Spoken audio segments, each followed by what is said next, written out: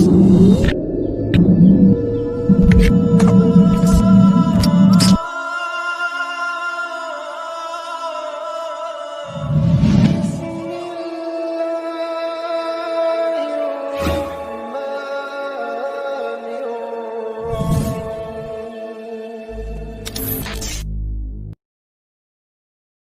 biasa. Assalamualaikum warahmatullahi wabarakatuh, Mbak Tere. Waalaikumsalam warahmatullahi wabarakatuh, Masya Ustadz. Allah. Masya Allah, Alhamdulillah.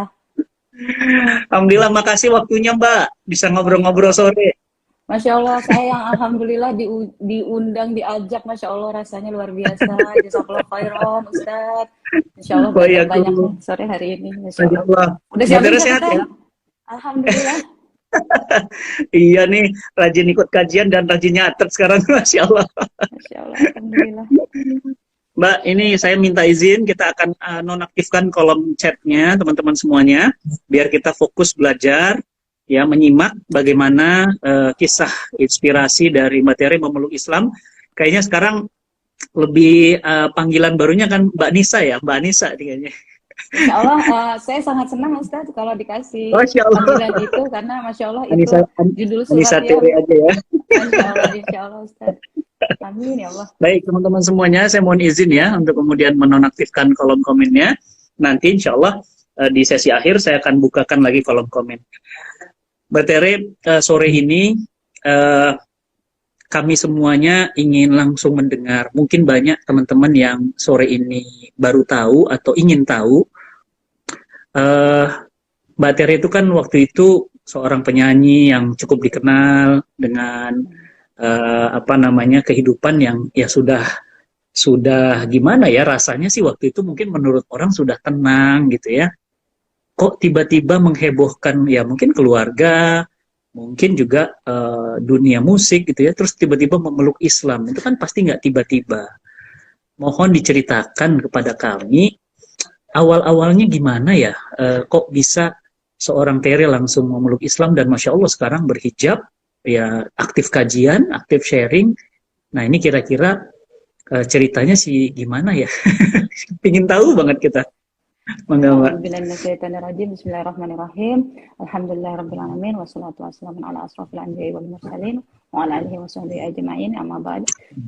Allahumma sholli ala sayyidina Muhammad wa ala sayyidina Muhammad. Rabbi shrah li sadri wa yassir li amri wa hlul 'uqdatam min lisani yafqahu qawli.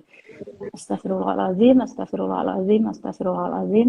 Mohon izin Ustadz, qadarullah Allah izinkan kita di sore hari ini sama-sama berdiskusi tentang Masya Allah indahnya nikmat iman Islam. Mohon maaf lahir batin, sobat sekalian, bukan karena saya lebih baik, bukan karena saya lebih tahu, tapi qadarullah lewat pengalaman yang Allah izinkan dalam hidup saya, Insya Allah ada ibrah yang bisa kita dapatkan sebagai booster ya untuk meningkatkan iman takwa kita semua. Amin ya rabbal alamin. Dan subhanallah, Ustaz, kalau ditanya tentang bagaimana itu lagi-lagi ya, itulah misteri dari Allah Subhanahu wa taala ya. Allahumma sholli ala sayyidina Muhammad wa ala ali sayyidina Muhammad.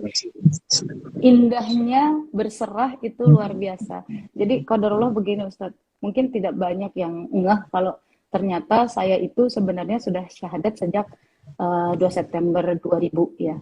Qadarullah waktu itu saya masih kuliah. Jadi memang yang menarik, Allahu Akbar. Ini agak sedikit sharing juga ya, qadarullah. Tadi pas saya pagi-pagi alhamdulillah ikhtiar untuk akhirnya kita berikhtiar untuk suntik vaksin ya, karena dengan segala pertimbangan qadarullah akhirnya Allah mudahkan untuk ambil proses ini. Subhanallah, saya ketemu sama sahabat lama saya yang alhamdulillah menjadi asbabun wasilah lah ya, Wasilah pintu wasilah untuk saya mengenal Islam gitu, Masya Allah. Jadi tadi ketemu tanpa disengaja, ini pasti Allah punya maksud yang luar biasa, Masya Allah. Jadi saya itu awalnya waktu kuliah Ustadz itu ketemu sama teman saya ini dan kita sempat diskusi banyak. Saya kuliah angkatan 98 ya, lagi seru-serunya masa informasi. Adik saya setahun. Masya Allah, iya, jadi lagi seru-serunya itu ya Ustadz ya, subhanallah. Dan Masya Allah, waktu itu kita lagi ngebahas namanya anak kampus lagi semangat-semangatnya gitu Ustaz. Bahas tentang macam-macam, ngomongin teori ya yang kita pelajari di kampus. Qadarullah itu kita diizinkan Allah untuk kuliahnya komunikasi dan alhamdulillah waktu itu lagi ngebahas tentang validitas informasi segala macam gitu dan ujung-ujungnya ngobrolnya sampai ngomongin tentang who is the creator of the universe. Subhanallah. Jadi dengan pemahaman saya yang waktu itu sudah diinternalisasi ajaran Nasrani ya, tepatnya Kristen Protestan yang diajarkan bahwa akidahnya kepercayaannya Nasrani seperti itu ya, yang mengamini Trinitas ya, tentunya saya waktu itu bilang ya ya Tuhan kita ya dalam Trinitas itu gitu ya.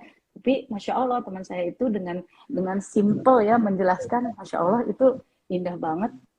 Jadi dari situ pertama saya baru tahu ada positioning yang lebih tepat untuk sosok yang dahulu saya kira anak Tuhan. Allahu Akbar. Jadi masya Allah teman saya bilang gini, kalau Yesus kita juga ngakuin Yesus. Kaget saya. Kan kamu Nabi Muhammad gitu. Nabi Muhammad yang terakhir. Sebelum itu ada sosok yang kalau di kita disebutnya Nabi Isa, tapi itu satu Allah gitu. Dari situ wah penasaran kan, karena takut mungkin waktu itu bahasannya kayak daripada nanti pembahasannya jadi agak sensitif gitu, teman saya udah ya pokoknya nanti kalau mau tahu cari aja, sekarang kan zaman keterbukaan informasi, find out yourself gitu ya. Akhirnya saya riset saya penasaran. Qadarullah, karena dulu waktu SMP saya memang pernah mempertanyakan itu gitu. Jadi saya diingatkan lagi sama Allah dengan cara, ayo kamu kan dulu pernah mempertanyakan ini, ketika waktu itu saya menemukan ayat-ayat tentang posisi Yesus sebagai nabi di dalam Bible, tapi juga ada ayat yang mengatakan bahwa Yesus diposisikan sebagai anak Tuhan. Lalu saya bertanya waktu itu sama guru di sekolah saya. Qadarullah saya waktu itu sekolahnya sekolah Katolik, Ustaz. Jadi sistemnya memang beda ya, karena kalau nanti belajar Kristologi pasti akan pelan-pelan mengetahui ternyata seru juga gitu. Itu tuh kita mau belajar sama Umi Irena Handono, insyaallah. Masya Allah. Beliau juga, saya menjadikan beliau rujukan juga waktu proses pencarian saya, Ustaz. Alhamdulillah gitu. Masya Allah, akhirnya Allah tunjukkan untuk saya mencari tahu dengan premis. Jadi saya sok-sok jadi kayak researcher gitu. Saya membuat sebuah pencarian, saya cari literatur. Waktu itu ada beberapa buku yang saya ingat tuh The Choice-nya Syekh Ahmad Didat, terus Al-Quran Bible Science yang ditulis oleh Profesor Mulwich Bukhel yang menemukan kadar garam di Fir'aun yang qadarullah Allah tenggelamkan, yang jadi pelajaran buat kita yang surat Yunus ayat 92 itu ya. Masya Allah. Terus habis itu saya juga beberapa buku lain saya baca juga ya, dari yang orientalis kayak Karen Armstrong, terus ada beberapa buku lainnya lah gitu. Jadi waktu itu lagi seru-serunya kan Ustaz ya, namanya anak kampus lagi seneng-senengnya gitu. Ya udah saya riset, terus akhirnya semua merujuk pada referensi utama which is Al-Quran. Penasaran. Akhirnya ya udah cari aja sekalian gitu ya, tanggung. Udah akhirnya saya waktu itu beli Al-Quran dan saya cari tahu gitu, dan subhanallah karena saya dulu suka sama buku-buku Jepang, jadi kalau kebanyakan teman-teman yang mualaf itu begitu buka pasti ketemunya sama surat Al-Ikhlas, tapi karena saya tahu dari belakang bacanya, jadi saya baca pelan-pelan gitu, subhanallah. Dan akhirnya Allah kasih beberapa ayat yang memang menjadi jawaban pamungkas ya, subhanallah. Salah satunya itu surat An-Nisa ayat 157 dan 158, bahwa bukan Nabi Isa yang disalib, gitu, diserupakan, dan Allah yang mengangkat Nabi Isa gitu ya, untuk diselamatkan dari persekusinya umat Yahudi zaman itu kan gitu. Dan Allahu Akbar, ayat 171-nya itu kayak tamparan Ustaz buat saya waktu itu, karena Bismillahirrahmanirrahim yang kurang lebih saya ingat tafsirnya itu, wahai ahli kitab, jadi kayak merujuk pada saudara-saudara Nasrani gitu ya, janganlah kamu berlebih-lebihan dalam agamamu, sesungguhnya Nabi Isa putra Maryam itu Rasul yang diperkuat dengan Rohul Kudus gitu, dan jangan katakan Tuhan itu tiga, berhentilah mengatakan itu gitu. Dan Allah suci Allah dari apa yang mereka persekutukan gitu. Jadi kayak oke, kode keras gitu, subhanallah. Dan waktu itu saya bikin ini apa, bikin premis dasarnya kan ada 3 agama samawi, semuanya mengklaim masing-masing mengakui sebagai saya loh yang asli sebagai pewaris agamanya Nabi Ibrahim aka Abraham gitu kan kalau di Yahudi. Nah, terus kalau mencari yang paling otentik kan berarti kan harus cari yang apa istilahnya yang paling lengkap ya Ustadz. Nah, qadarullah saya bikin kayak komparatifnya tuh nabi-nabi gitu. Nabi Musa oleh kaum Yahudi approved, oleh kaum Nasrani approved, oleh Muslim approved. Oke. Nabi Isa oleh Yahudi nggak di-approve kan? Mereka kan nggak mengakui Nabi Isa. Oke. Nasrani mengakui, bahkan memposisikan di atas lebih dari sekedar Nabi gitu. Sementara umat Islam mengakui, approve sebagai Nabi. Nabi Muhammad. Nah, Sallallahu Alaihi Wasallam. Umat Yahudi nggak mengakui, umat Nasrani nggak mengakui, tapi umat Muslim mengakui. Jadi kayak oke, ini dan akhirnya saya ketemu juga surat Ali Imran ayat 67 dan 68 itu Ustaz. Sesungguhnya Nabi Ibrahim bukanlah Yahudi, bukan Nasrani, tapi ia adalah seorang Hanif gitu. Jadi dan yang mengikuti beliau adalah Rasulullah gitu. Ya, Masya Allah. Terus dikaitkan juga dengan peristiwa Idul Adha waktu itu, dan Masya Allah banyak lagi yang membuat saya kayak oke, this is too much gitu, kayak stres gitu Ustaz, karena jadinya saya selama ini udah kena hoax gitu rasanya kayak gitu. Subhanallah. Jadi kayak sempat stres gitu, sampai sempat protes Ustaz. Jadi kayak nggak bisa gini nih. Waduh, di satu sisi berita saat itu yang lagi seru-serunya penggambaran radikalisasi umat Islam, yang lagi seru-serunya kisah bom-bom di gereja, terus apalah segala jenis ya itu. Pokoknya pencitraannya begitu pilu lah gitu kayaknya. Kayaknya karakter umat Muslim tuh barbar gitu seolah-olah kayak gitu ya. Karena kata barbar sendiri kata pahlawan ya, barbarosa. Ya, itulah luar biasa ya, benar-benar ya. Dan alhamdulillah Allah kasih saya kesempatan kuliah tuh ilmu komunikasi itu, Masya Allah banyak banget hikmahnya. Jadi saya belajar tentang kebenaran informasi Ustaz. Jadi how to validate the information gitu ya. Dan Masya Allah ternyata itu kan ilmu tabayun ya. Allahu Akbar. Indah banget gitu. Tapi dan puncaknya akhirnya memilih Islamnya setelah setahun hampir agnostik, dan qadarullah dikasih kode keras. Sempat agnostik juga? Sempat Ustadz, karena waktu itu sih stres gitu Ustadz melihat oke, this is umat Muslim, this is Al-Quran. Al-Qurannya udah nggak ada keraguan gitu, tapi kenapa begini gitu, kayak ya udah deh Tuhan deh lumayan gitu kan, ya Tuhan gimana, saya udah nggak meyakini ini yang diajarkan orang tua sebagai kebenaran, tapi saya belum siap dengan yang ini gitu. Kok kayaknya gambaran realnya kok kayak jauh dari yang ada di kitab sucinya gitu. Subhanallah gitu. Tapi Masya Allah, Allah kasih kode keras lainnya, yaitu saya pernah mimpi yang berat banget sih Ustadz, karena ngebayangin itu. Jadi di dalam mimpi itu saya kayak terbujur kaku, gelap semuanya, dan semua sempit gitu. Qadarullah ada cahaya yang makin terang. Subhanallah, cahaya itu kayak nanya gitu ke saya nggak tahu bahasanya, tapi kurang lebih yang saya maknai itu mempertanyakan siapa Tuhanmu, siapa nabimu gitu. Dan saya bangun dalam keadaan shock, stres gitu, dan keringetan sampai nangis gitu. Ya Allah, jadi perlu ya kayak surat Al-Bayyinah ya, perlu bukti apa lagi gitu. Akhirnya alhamdulillah Allah mudahkan saya untuk memantapkan diri. Saya syahadat 2 September 2000, tapi waktu itu saya silent gitu Ustaz. Jadi nggak berani declare ya kalau saya sudah Muslim gitu. Tapi qadarullah karena saya ketemu sama kakak saya, jadi saya akhirnya mau nggak mau mengalami proses-proses. Berarti waktu sudah buat Islam, lagu, Ustaz. Buat album itu udah Islam ya? Sudah. Gitu. Tapi orang nggak tahu. Ya, dan saya selalu udah pokoknya untuk agama saya mau ini hubungan eksklusif saya sama pribadi. Allah gitu. Tapi ternyata sholat ya Ustaz. Sholat nggak itu? Sholat nggak waktu itu? Ya, tapi masih bolong-bolong Ustaz, karena kan kondisinya ngumpet gitu, jadi kayak cik tempat sholat bisa aman gitu. Jadi la haula wala quwata illa billah, Allahu akbar. Tapi orang tua tahu Mbak udah Islam. Akhirnya setelah mukena saya ketahuan sama kakak saya. Oh, maksudnya mau kena gimana tuh? mukena saya di dalam lemari kamar saya ketahuan. Kakak saya mau ngambil baju, kan dia pinjam baju, oh iya ambil aja. Tahu ada mukena di situ. Iya ketahuan benar. La haula wala quwata illa billah. Jadilah Allah. ramai gitu. Terus reaksinya? Ya seru lah Ustadz, seperti biasa lah, bisa kebanyakan mualaf yang begitu diketahui ya pasti ada proses-proses itulah ya yang saya sempat ngumpet di teman saya yang waktu itu bantuin saya proses mualaf saya itu juga. Terus akhirnya qadarullah orang tua saya kan separate Ustadz waktu itu ya.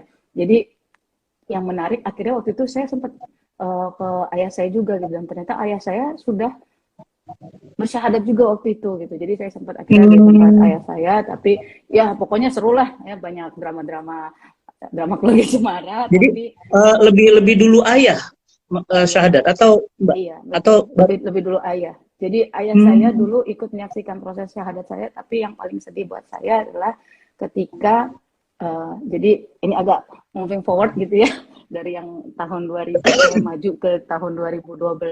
Qadarullah waktu itu saya sudah tidak di musik, tapi saya dapat amanah jadi wakil rakyat waktu itu di DPR RI.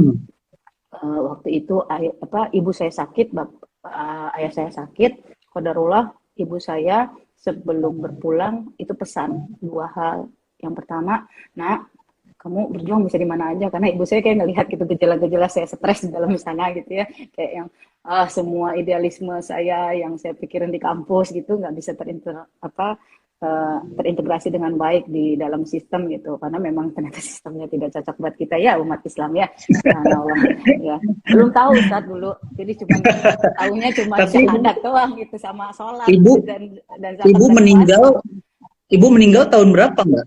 Tahun 2012 Ustaz, 2012. Dan Masya Allah sebelum itu, jadi pesan kedua itu yang lebih ngejedak di saya ya, nak jadi Islam yang benar ya nak gitu. Jadi kayak oke, berarti saya belum memperlihatkan keindahan Islam yang sesungguhnya gitu. Dan subhanallah ibu saya meninggal dalam keadaan sebagai Nasrani yang taat ya, which is saya harus menerima takdir itu ya, karena memang ya udahlah, nggak ada yang bisa lagi diperbuat gitu selain saya berusaha memperbaiki diri sesuai pesan beliau. Tapi yang membuat saya sedih itu 2013-nya Ustadz, qadarullah ayah saya menyusul, tapi la haula wala quwata illa billah ya, kita nggak pernah tahu ya nasib kita di ujung. Subhanallah, Allah rupanya memberikan jalan yang lain, which is ayah saya mundur Ustadz di ujung hidupnya gitu. Allahu Akbar. Ayah balik lagi ke agama lama? Iya, itu. Jadi memang itu sesuatu yang berat banget faktornya kira-kira. Subhanallah memang kompleks ya, karena ayah saya juga mungkin sempat membangun keluarga dengan seorang muslimah, tapi it didn't work well gitu ya, mungkin ya, saya juga nggak tahu, mungkin makanya semua benar-benar ya Ustadz ya, kembalikan pada niat ya, itu penting banget. Dan berkumpulan dengan orang soleh itu luar biasa. Astagfirullahaladzim, ketika ayah saya di rumah sakit memang itu seru banget Ustadz. Jadi keluarga saya kan banyak yang berlatar belakang. Waktu itu Mbak nggak ada di dekat ayah, kok Mbak biarkan gitu? Ada dekat ayah. Qadarullah saya juga ditargetkan untuk jadi domba yang hilang yang ditargetkan untuk kembali gitu. Tapi qadarullah saya akhirnya kabur Ustaz, karena waktu itu saya juga lagi lanjutin S2 kan. Gitu saya ngeles lah gitu supaya kakak aja deh yang iniin, karena udah open gitu ya. Jadi ayo ikut kebaktian, ayo ini gitu. Saya mundur gitu. Tapi ya karena ayah saya di tempat tidur di rumah sakit ya, mungkin ya. Kalau diterjang begitu, dan yang muslim kan qadarullah cuman saya ya waktu itu ya, anaknya ya, dan saya juga belum siap gitu karena ilmu saya cuman syahadat gitu. Iya. Jadi berat banget waktu itu. Dan yang paling saya sedihnya, karena sebelum ayah saya berpulang itu saya kembali dikasih mimpi, dan cahaya itu minta saya nanya ke ayah saya ingin meninggal secara apa gitu. Dan itu berturut-turut, dan akhirnya saya berusaha menanyakan, tapi pas saya mau nanya, adik saya lagi megang KTP. Itu apa? KTP bapak. Pas lihat udah Nasrani, naudzubillah. Innalillahi ya Dan dalam kemudian beliau Allah. meninggal. Itu rasanya, aduh, astagfirullahaladzim. Rasanya Aduh ya di Allah. hati itu kayak, ya Allah, saya nggak mau meninggal dalam keadaan tidak beriman, ya Allah. Emang ternyata hidayah itu selain dijemput harus dipelihara. Makanya nggak ada pilihan lain selain kafah. Dan waktu itu saya ingat banget, saya nangis sendirian gitu ya. Waktu pemakaman orang tua saya nggak nangis, tapi pas saya sendirian saya nangis. Ya Allah, sungguh kematian itu pelajaran paling berat. Gitu. Jadi pelajaran yang paling benar-benar bermanfaat juga, karena ya pilihannya tinggal itu nanti, hidup atau mati. Mati Islam atau non Islam, selesai, nggak ada lagi pilihan gitu. Dan subhanallah, Allah Yang kasih nyesek banget buat kita, nyesek banget sih ya Allah. iya, Bapak di akhirnya ya Allah Robbi, andai waktu bisa diputar lagi Mbak, aduh. iya. Tapi kan kita nggak boleh berandai-andai ya Ustaz, katanya. Nah Makanya itu jadi dia. saya kayak Ya. waktu itu saya yang, ya Allah, ini apa maksudnya ya Allah dari takdir ini, Nah ya terus Allah. Mbak mulai intensif ngaji, mulai berhijab itu di awal-awal Islam atau setelah baru-baru ini aja? Setelah ibu bapak saya meninggal, jadi 2013 bapak saya meninggal, saya tuh sempat doa Ustadz yang walau alam mungkin itulah indahnya Allah Maha menjawab doa. Saya pernah minta, ya Allah, saya tolong ditunjukkan supaya saya bisa meninggal sebagai seorang muslimah, dan saya mau benar-benar istilahnya megang agama ini secara utuh gitu. Saya nggak mau digoyang-goyangkan gitu. Saya ngeri banget ngelihat contoh nyata yang ada depan muka saya sendiri gitu. Subhanallah, itu sedih banget sih ketika orang tua nggak bisa disolati gitu, itu sedih banget. Dan Allahu Akbar, 2014 Allah izinkan saya ketemu guru ngaji itu. Qadarullah, guru ngaji itu sebenarnya guru ngajinya adik ipar saya. Alhamdulillah, guru ngaji ini almarhumah Umi Irma, qadarullah meninggal 2019 kemarin, adalah seorang guru TK Iqra gitu Ustaz. Jadi kayak sabar banget, Masya Allah gitu ya. Saya yang tadinya nggak punya adab dalam berinteraksi sama Al-Quran, karena kan saya sebelumnya belajar otodidak semua Ustaz ya.